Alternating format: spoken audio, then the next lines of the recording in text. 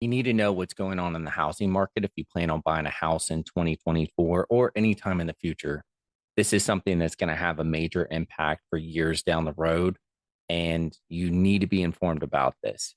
So, this article just came out from the New York Post, and it just came out last week in February of 2024, actually on the 28th. Says there's a whopping 7.2 million home shortage in the United States housing market.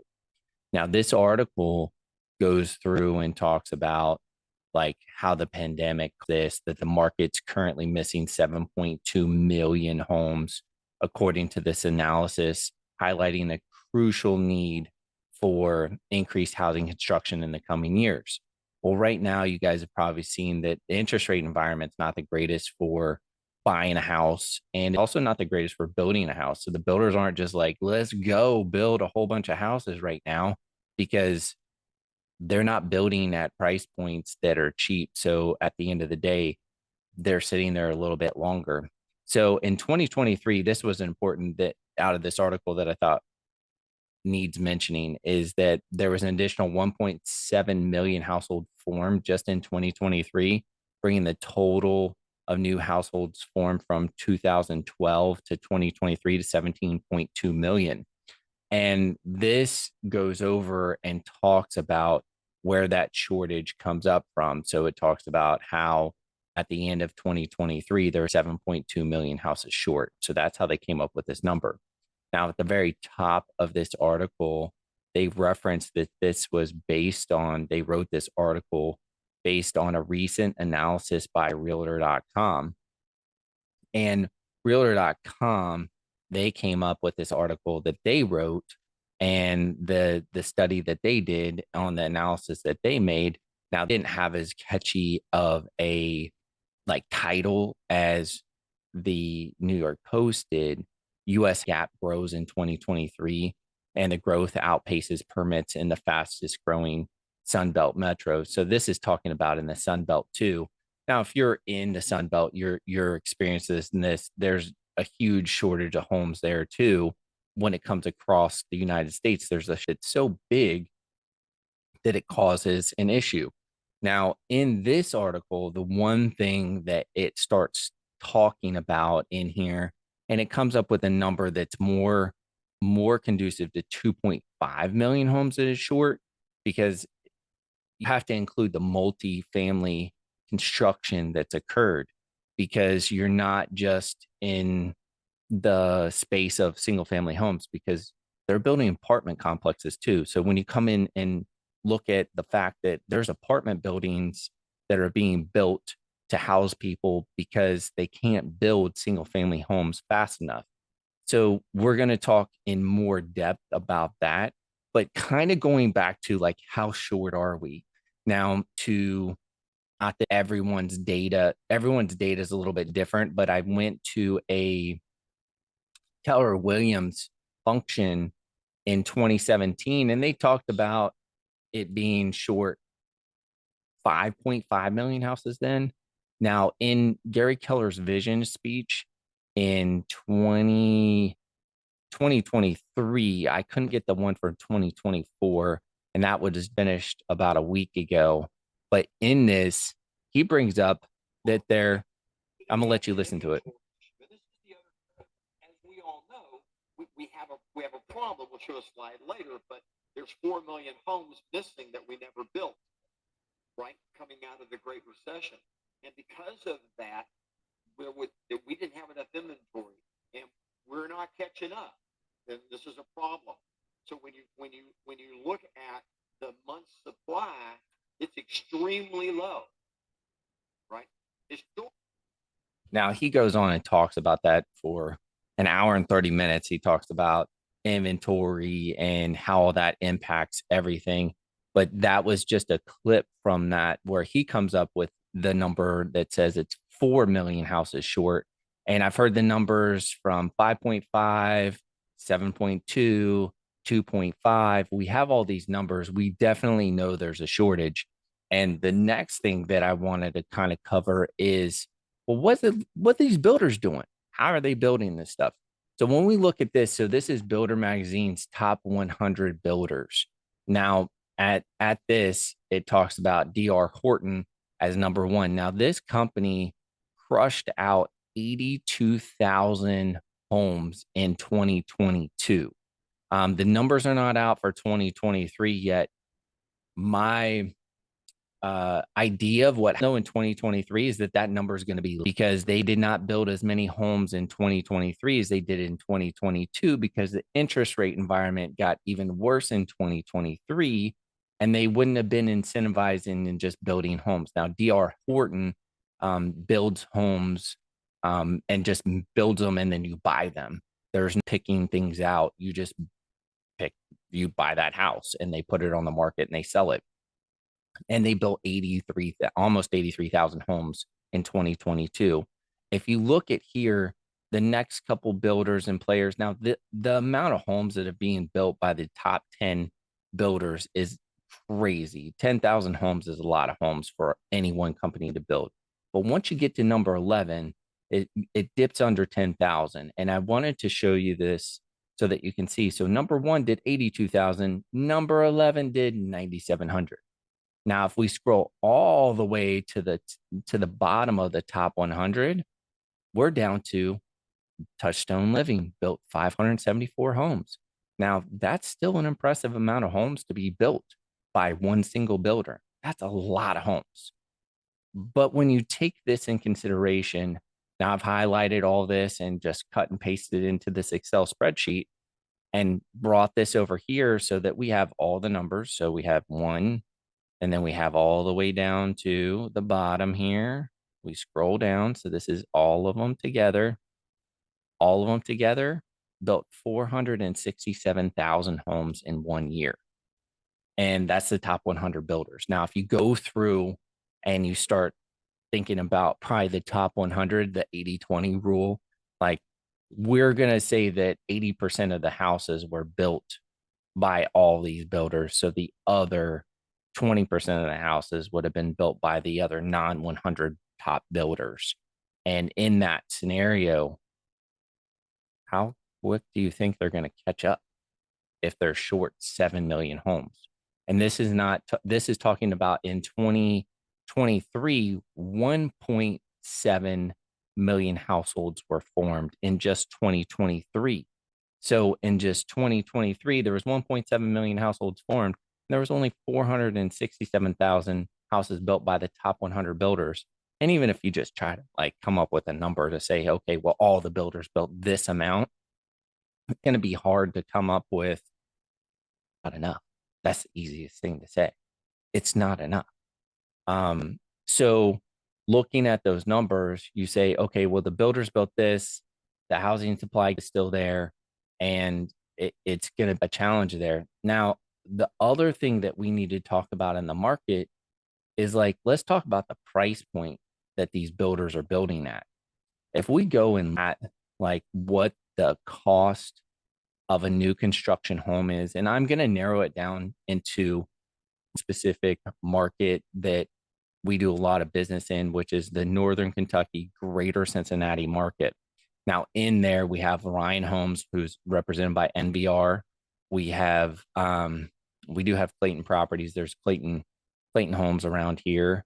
You have MI Homes, and we also have Fisher, and we have Drees. Now, Drees and Fisher are in the top 50, and Drees Homes built 2,300 homes last year, and Fisher built 3,100. But if you look at what they're building, for you to buy a house that's a Fisher home and to get any sort, just a home, I'm talking about a ranch, small footprint, on a slab. You're talking about spending $350,000 to buy a house that's new construction. Supply and demand, right? So we know that there's not enough houses for the current demand out there. And we know that their building prices are starting at a higher price point. So they're not going to be building out any more houses for $200,000 in the greater Cincinnati area. And then when you move into different markets, let's talk about in Austin, Texas. Well, they're not going to build any $300,000 houses in Austin, Texas, because the land's more expensive and they're moving further out and the houses cost more than that, just as a starting price point. So altogether, you're looking at these price points are are starting out at 350 or so for a brand new home. And you're like, well, when are they going to come back down in price? Well, here's the thing about builders, and this is something that's got to be understood, is that the pandemic caused like supply chain issues and caused issues with building houses to where the cost of materials went up drastically, and these prices shot up real quick in 2020 because there was a huge shortage of property, or I'm sorry, of materials.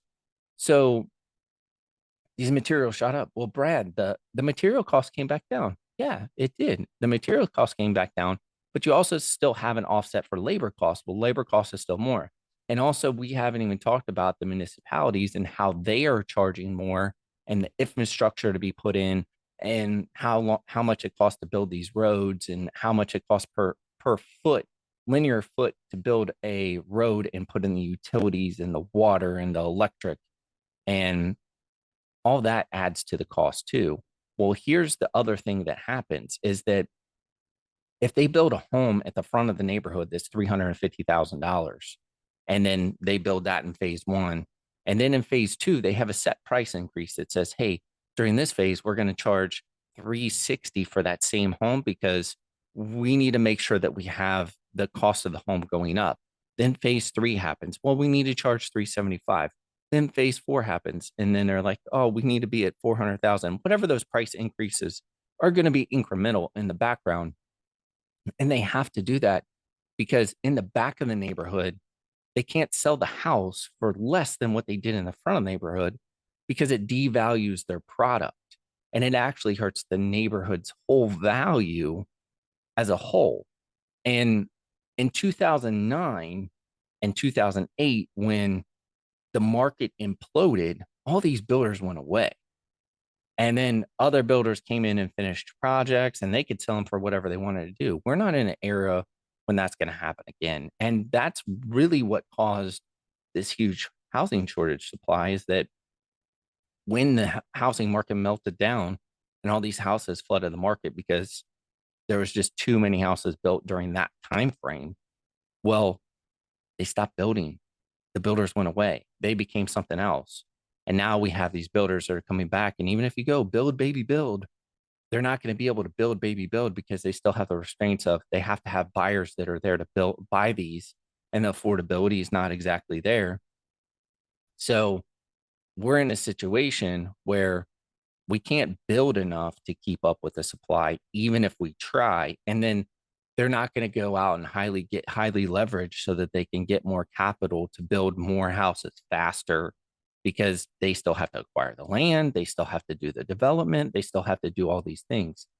And then we have this one other little asterisk that's like going on here. Well, they can't really ever lower the price in the back of the neighborhood or as things go along, but they can offer incentives. And that's what the builders are doing now.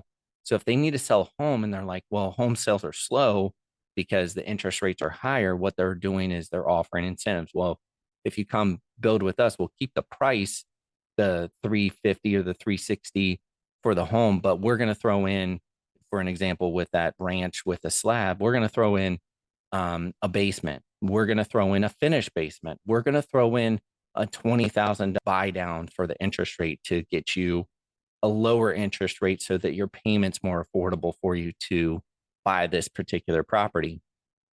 And these builders are so big. And actually, DR Horton has its own mortgage company called DHI Mortgage, which ranks in the top lenders for the United States based off of volume. So, as a lender in the top 10 of the United States, just solely from the fact that they're the lending arm for this big builder. And Lennar has its own lending group, and NVR does too, and so does Pulte Group. And those are big lenders based off the amount of volume that they have going through. So with that, they're incentivizing, okay, well, we're going to buy down your interest rate and we're going to have this complementary product taken care of. So it's called all taken care of in house. And it makes things go really smooth. And you have a very seamless transaction when you're using the lenders that deal with the builders. So, with that, when we come back through this, you see, okay, now we have a house that we're going back to the Cincinnati market at $350,000. Well, that means there's no more $200,000 house being built. So if you're trying to buy a $200,000 house, then that house is there's only the ones that have been resale that's coming up. And if you look at the price point and where you're at, there's not a lot available because the prices of those are going to continue to get pushed up, and they're going to push up to the price of what the new construction is at some point in time, because what you're getting produced at new construction, there's just not there's not enough to keep up. So when you have all this going on, when someone says, "Hey, I don't think I'm gonna wait to buy, I'm gonna wait until the market cools off and the prices go back down," the supply and demand shows that we're not going to see the prices go back down. This is the new normal. Like there's not going to be more, there's no more, no one's going to build any more $200,000 houses. They just can't be built. They're not profitable. And on top of that, no builders that are building at that price point. Um, from there, once you have the $200,000 price point and there's no more being built, that means it's going to be these people that are buying the cheaper houses, and then the affordable houses are kind of gone because they're going to rehab those properties and resell them because there's value in doing that. So you are seeing like a pushback to a city center where some of these houses that were in not the best neighborhoods at one point in time are now being rehabbed and sold so that there's affordable housing in a particular area. So that's kind of what's happening with the market right now. So there's not going to be a real pullback. And actually, with the fact that the interest rates are a little bit higher right now, makes it a better time to buy right now, because not everyone's involved in the market because they've either been priced out or their affordability is not there. So it gives you the opportunity to obtain the property because there isn't going to be any more $200,000 houses built. So if you don't have the ability to buy more than a $200,000 house, then you need to buy it as soon as possible so that you're not competing with everybody else that's a first time home buyer and then wants to buy a $200,000 house when the interest rates hit 6 or 5 or 4.5 or whatever they go to at some point in time in the future. They're not going to come back to 2 or 3. That was a pandemic thing that happened where it was a catastrophic event that caused the so much money to be pushed in the market to drive the interest rates down. And we would never see that happen again in our lifetime, knock on wood, unless there's some sort of like catastrophic event like a pandemic again, or something that's to that like magnitude to where it could potentially down the financial market. So this is recap. If you're trying to buy a house and you're looking out there and you're saying, hey, what's the supply? What's the demand? What's available out there? There's not going to be any more houses that are built at a lower price point. That's just not what the builders are building. And at the end of the day, if you're trying to buy a house, there's no real better time than now, because you can't rewind time and buy one pre-pandemic or prior to that. I mean, if anyone had a time machine, I mean, you'd buy up so many houses, it'd be unreal. If you have any other questions, you have an opinion that varies from this, and you think like, no, you're way off, please enlighten me on what you think the market's doing and how that works, how it would change, and that why the prices would come back down. So it's been great. If you have any questions, feel free to reach out. Thanks.